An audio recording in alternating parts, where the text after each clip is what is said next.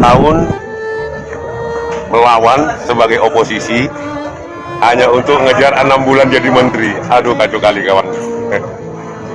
Sorry ya ketum ya, sorry ya. Mau dibawa kemana nih jalan partai ini ketum? Pelajaran apa yang saya dapat melihat dari apa yang para elit Demokrat lakukan hari ini? Rupanya jelas hanya mengejar jabatan hanya untuk menteri 6 bulan. Tapi nggak apa-apa lah, biar rakyat yang menilai dalam persoalan ini. Ya, alhamdulillah Demokrat masih selamat untuk DPR RI, DPRD, kota, kabupaten, provinsi, ya kan. Tapi kita tengoklah berikutnya bagaimana Demokrat hari ini dengan 9 tahun jadi oposisi, menyerang cebong, sekarang jadi cebong, dapat menteri hanya untuk 6 bulan.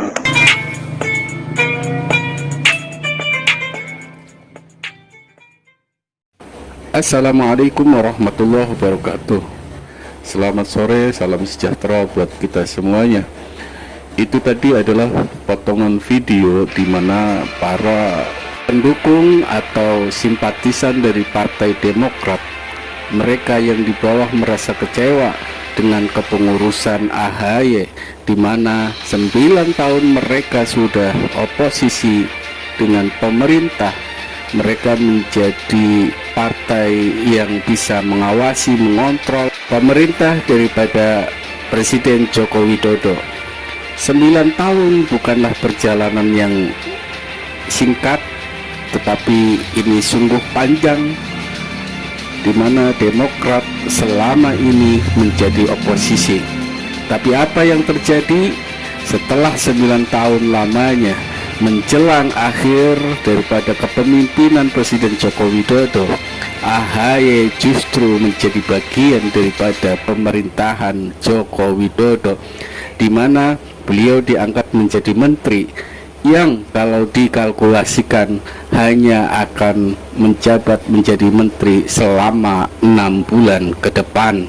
9 tahun lamanya menjadi oposisi hanya bisa dikalahkan dengan jabatan menteri yang kurang lebih akan dijabat selama 6 bulan ke depan. Apakah oposisi yang dilakukan Partai Demokrat karena memang dia tidak mendapatkan kesempatan di pemerintahan, atau bisa juga itu adalah langkah strategis politik yang dilakukan AHY sebagai Ketua Umum Partai Demokrat menjelang selesainya kepemimpinan Joko Widodo sebagai presiden? Apapun alasannya, ternyata oposisi yang dilakukan oleh Partai Demokrat selama 9 tahun pupus sudah selesai dengan masuknya AHY menjadi bagian daripada pemerintahan Joko Widodo. Langkah politik AHY ini tentu tidak mudah. Terbukti di bawah itu merasa kecewa dengan keputusannya. Oleh karena itu sah-sah saja ketika Partai Demokrat menjadi bagian dari pemerintah, tetapi harus dilihat sejarahnya. Ketika 9 tahun lamanya menjadi oposisi, itu adalah cara bagaimana agar Partai Demokrat kembali menjadi berjaya sebagaimana yang telah pernah dialami oleh masa-masa keemasan Partai Demokrat. Atau apa yang dilakukan oleh AHY itu meniru langkah yang dilakukan oleh Prabowo Subianto yang tadinya oposisi menjadi bagian daripada pemerintahan Joko Widodo.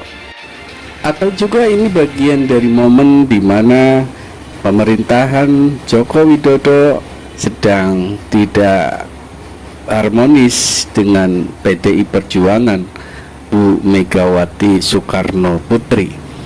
Para sahabat, kita tahu bersama bahwa hubungan antara Presiden Joko Widodo dengan Ibu Megawati Soekarno Putri, PDI Perjuangan, itu sedikit renggang atau bahkan renggang karena dengan berbagai momen di mana Joko Widodo mengusung anaknya untuk menjadi calon wakil presiden, sementara PDI Perjuangan sendiri itu mengusung Ganjar Pranowo sebagai calon presiden.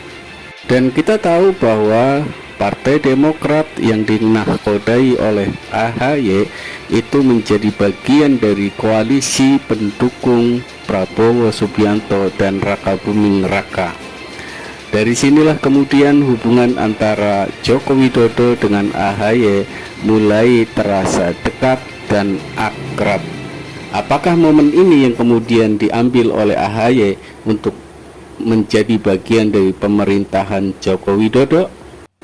Walaupun kemudian Joko Widodo mengangkat AHY itu dengan berbagai macam alasan, di mana dilansir oleh Detik, Presiden Joko Widodo menjadikan alasan Agus Harimurti Yudhoyono atau AHY diangkat sebagai Menteri Agraria dan Tata Ruang atau Kepala Badan Pertanahan Nasional.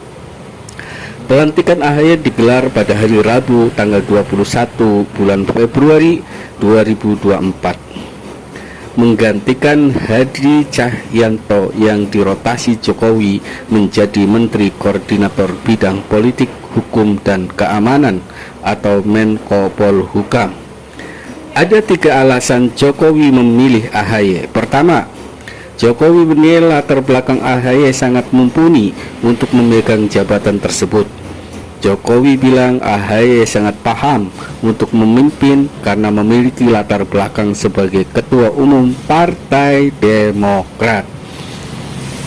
Yang kedua, para sahabat, latar belakang pendidikan AHY baik di militer dan secara akademis juga sangat mumpuni. Jokowi membeberkan deretan pendidikan yang ditempuh AHY. Jadi saat itu beliau sampaikan pendidikan AHY di depan umum. Beliau juga alumni Akademi Militer Akmil, juga pendidikan di Nanyang University. Saya kira saya tidak ragu memberikan tempat untuk di Kementerian ATR BPN beber Jokowi seusai melantik AHY di Istana Negara, Jakarta Pusat.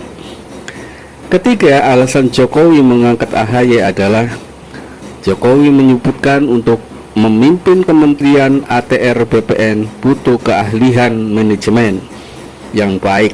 Nah, dari sederet latar belakang yang dipaparkan tadi, Jokowi yakin AHY mampu menjalankan kepemimpinan di kementerian tersebut. Karena ini urusan manajemen, saya kira beliau akan sangat siap, pungkas Jokowi. Jokowi juga memberikan 3 khusus buat AHY yang memimpin Kementerian ATR BPN selama 8 bulan ke depan. Tugas yang pertama adalah berkaitan dengan pembuatan sertifikat elektronik bagi masyarakat. Jokowi meminta hal ini dilakukan secara masif. Saya tadi sampaikan 3 hal ke Pak Menteri BPN. Yang pertama berkaitan dengan sertifikat elektronik harus didorong agar lebih masif. Itu ungkap Jokowi. Tugas yang kedua cukup spesifik. Jokowi meminta AHY mengurus urusan pertanahan soal carbon trading. Menurutnya banyak pihak yang ingin masuk ke sektor tersebut. Dan yang kedua, untuk HGU carbon trading yang berkaitan dengan PP itu segera diselesaikan karena banyak yang ingin masuk. Itu sebut Jokowi selanjutnya. Dan terakhir, Jokowi meminta agar target program sertifikasi PTSL sebanyak 120 juta sertifikat untuk segera dikebut penyelesaiannya. Para sahabat, itu alasan-alasan yang disampaikan oleh Jokowi ketika mengangkat AHY sebagai menteri.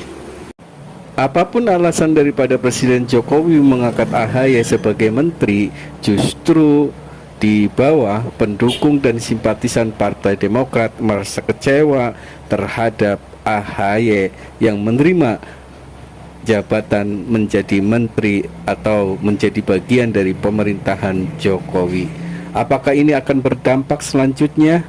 Wallahu a'lam bishawab. Terima kasih. Assalamualaikum warahmatullahi wabarakatuh.